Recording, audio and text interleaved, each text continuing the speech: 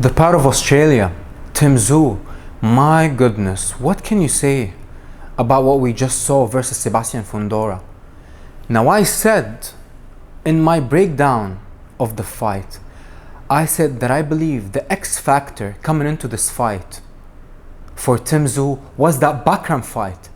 It is absolutely impossible for you to remain the same fighter that you were after suffering such a devastating and violent knockout defeat, the same way that Tim Tszyu suffered versus Bakram Murtazaliev.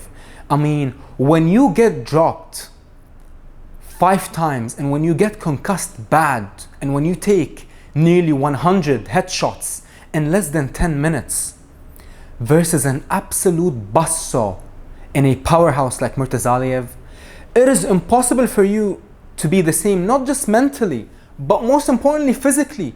Your chin is gone. You will never be able to absorb damage. And that is why in this fight, the first time that Sebastian Fundora landed that clean left hand, in the first minute of the fight, Tim Tszyu was dropped. And in their first fight, Sebastian Fundora hit Tim Tszyu more than 150 times to the head. And Tim Tszyu never went down. But in this fight, in the first headshot, that Sebastian Fundora, the freak of nature, the first time that he landed clean on Tim Tszyu was done. Tim Tszyu was dropped, was hurt, his confidence was gone. He gave us that same wide-eyed look of panic. He knew that he was in deep, deep trouble. And let me tell you this, Tim Tszyu's comeback fight after the Bakram fight versus Joey Spencer, that was probably the worst thing that could have happened to him. And let me tell you why. Not only did it give Tim Tszyu a false sense of confidence, but most importantly, it gave his team, the Rose brothers, it gave them a false sense of confidence. Oh, Tim is back. Let's put him in immediately versus Sebastian Fundora, the Towering Inferno.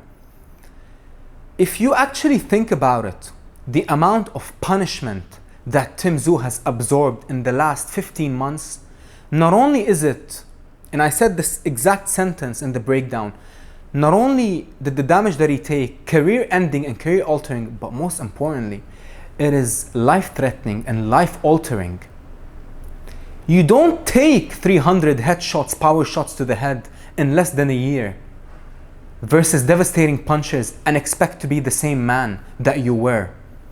Now, I love Tim Tszyu and I would never, ever, ever dare to tell a pro fighter, a modern day gladiator, to retire. But I gotta be honest, Tim Tszyu is finished. Tim Tszyu, I love Tim Tszyu. I actually made a video about him last week, that Tim Tszyu is the definition of what a boxer should be. But the man, I hate to say it, but the man gave up. The man knew that he couldn't take any more damage. And actually, in the pre-fight press conference, Tim said, I am the type of fighter that is willing to die in the ring. That was his mindset coming into the fight. But after taking some damage versus Fundora, for 6 rounds, he said, I'm done. I'm not willing to die. I can't take this anymore. I can't take the same damage that I took in that first Sebastian fight. And also, we gotta give credit to Sebastian Fundora. He changed his game plan. In that first fight, he only jabbed his way through the victory.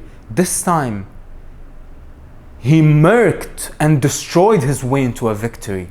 Those vicious uppercuts, the way that he was sitting down on his shots. And I said this, I said Tim Tszyu is not gonna get knocked out if Sebastian decided to jab his way to a victory. But Tim Tszyu will lose and get brutally knocked out if Sebastian Fundora decided to plant his feet and unload with those power shots. Sebastian hit so hard. Even Sergey Bohachuk, his former sparring partner, sparred him and Virgil Ortiz. He said that Virgil Ortiz hits hard with small gloves in the fight, but Sebastian Fundora with 16-ounce gloves hits way harder and hurt Bohachuk in sparring. And Virgil Ortiz was known and is still known as the heaviest hitter in the division. But that is not the case anymore. Not only do we have a champion in Sebastian Fundora, but we have the hardest hitting, most devastating and most violent 154 pounder on the planet, the towering inferno, the 6'7" southpaw. My goodness, whoever fights Sebastian Fundora, they're in trouble. They're in deep trouble. And for Tim Tszyu, you know, he was supposed to fight Keith Thurman, but when they saw him being explosive from ringside, Tim Tszyu and his team, when he fought Brock Jarvis, even Tim Tszyu said on the broadcast, I didn't think that Keith Thurman was this explosive and powerful. So they thought that they were going to take the easier option in Fundora, because they were like, the only reason why Fundora won the first fight is because of the cut.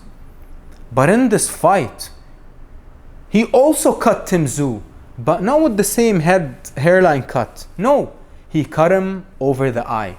So that power of Fundora, not only is it concussive, not only does it cut you, not only does it hurt you, but he proved this time that that power finishes you.